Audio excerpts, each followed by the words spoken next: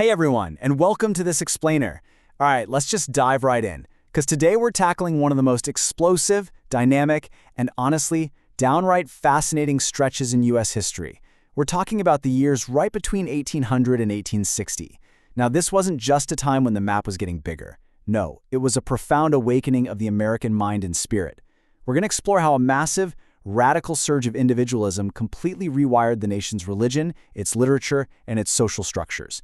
Really, if you want to understand the actual DNA of modern American culture, this is exactly where you need to look. So, here's our roadmap for today. We'll start with spiritual awakenings and revivals, then follow the Mormon journey west. After that, forging a national culture, stepping into the sphere of domesticity, and finally, the fight for equality. Starting us off with Section 1, Spiritual Awakenings and Revivals. Right out of the gate in this era, there's this dramatic sweeping breakaway from the rigid old-school religious views of the past. To really wrap our heads around this, we gotta ask, how exactly did early 19th century America find its unique spiritual voice? Think about the underlying tension here. You've got these old-world, inherited traditions colliding head-on with a brand-new, fiercely independent, and highly emotional American spirit. The country was expanding fast, and its spiritual life, well, it was about to expand right along with it. Just look at the sheer contrast in how folks were finding their faith back then. On one hand, you have Unitarianism and Universalism. This was a very calm, reasoned approach to religion. It tossed out those harsh, old-world doctrines and focused instead on a compassionate God, with this core belief that salvation was actually attainable for everybody. Very intellectual, very measured. But on the exact opposite side of the spectrum, you have the Second Great Awakening. And wow, this was pure emotional uproar rooted in Protestant evangelicalism. Instead of quiet contemplation, this whole movement was defined by intense, fiery revivals that basically spread like wildfire across the country.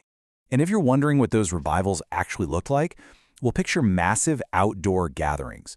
You had these traveling evangelists constantly on the move, pushing their way along the Appalachian and Ohio frontiers. They were bringing the Baptist and Methodist faiths directly to the people. Their goal was to steer rural lives away from sin, and they did it through these highly emotional, massive community-wide revival meetings. It was accessible, it was loud, and it gave everyday folks out on the frontier a very direct, deeply personal connection to their faith. Moving on to Section 2, the Mormon Journey West. Now, this massive wave of new spiritual independence wasn't just about tweaking the existing denominations. It actually birthed entirely new faiths, and a prime example starts with Joseph Smith. As our sources outline, Smith reported having angelic visions that led him to unearth these golden plates. These plates described an ancient struggle in North America, along with a visit by Jesus, and this became the literal foundation of a highly controversial new faith.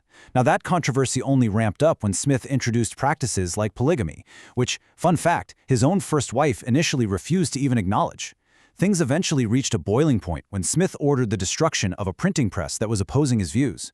He was arrested, and then, tragically, a mob broke right into the jail and murdered him.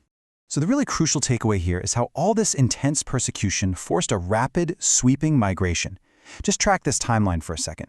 The faith forms in New York in 1830. By 1831, they're pushed to Ohio. Then, by 1838, they moved to Missouri, which, by the way, Smith actually believed was the original site of Eden. Chased out yet again, they settle in Nauvoo, Illinois in 1839. Finally, after Smith's death, the entire community makes this massive, grueling trek, arriving in what they call Deseret, which we know today as Utah, in 1847. Following Smith's death, Brigham Young takes the reins, and the sheer geographical scale of the Mormon Trail he navigated is just staggering. Young led his followers all the way out to the Great Salt Lake. What's particularly fascinating here is that they essentially ran this territory of Deseret as a totally independent land even after the U.S. acquired the surrounding territory. This incredible level of autonomy lasted for decades, right up until 1896, when the U.S. Supreme Court ultimately forced the church to disavow the practice of polygamy or else risk losing their right to the land entirely.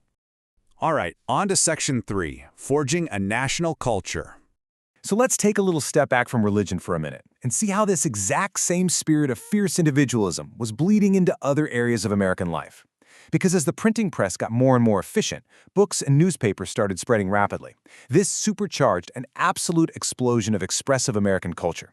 And that brings us to the rise of the big three, great American authors. You've got Nathaniel Hawthorne, who wrote The Scarlet Letter, diving into deep struggles and revenge with these vivid depictions of colonialism.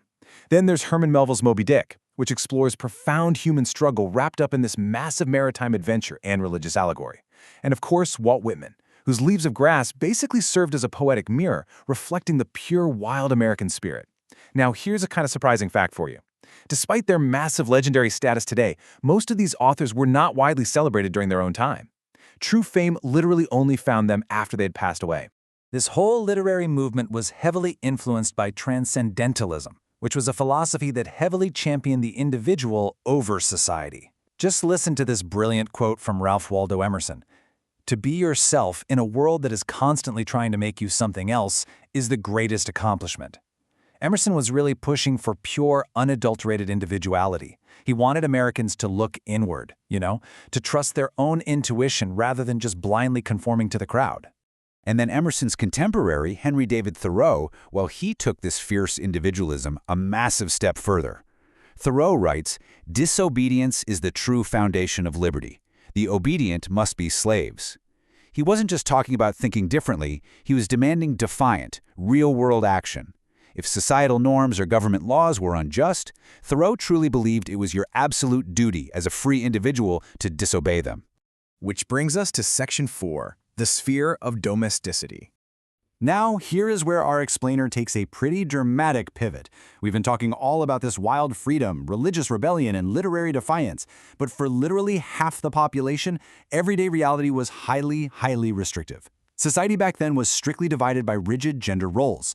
Women, specifically those who were financially well off enough to do so, embraced the role of homemaker. This concept was known as the sphere of domesticity. Now, while it absolutely confined women to the home, it also sort of gave them a dedicated sphere of control and moral authority within a broader society that was otherwise entirely male-dominated. Men, on the flip side, were expected to leave the home, provide for the family financially, and act as the public-facing role models.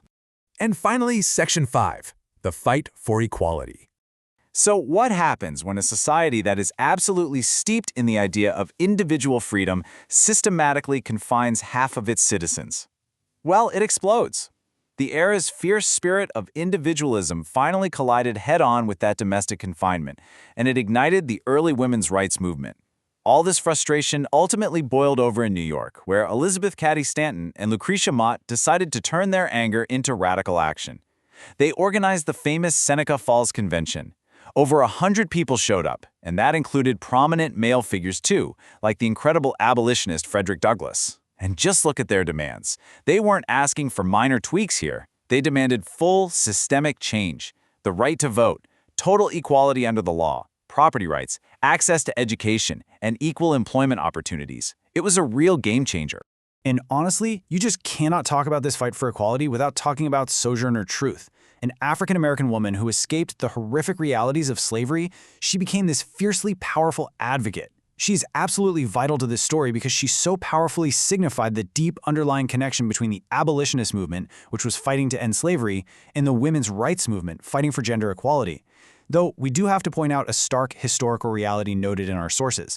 While these two movements deeply intertwined in the North, Southern women at the time largely did not support women's suffrage. Wow, we've covered some incredible ground today, haven't we? From the loud, highly emotional revivals out on the frontier, to the grueling Mormon trek across the continent, to the defiant pens of our greatest authors, and the brave, unwavering voices at Seneca Falls demanding true equality. It was, in every sense, an era of waking up. So I want to leave you with this final thought to ponder. How do the ripples of these 19th century awakenings still shape our definitions of freedom and equality today? Because the conversations they started back then about who gets to be free and what it truly means to be an individual are conversations we are very much still having right now.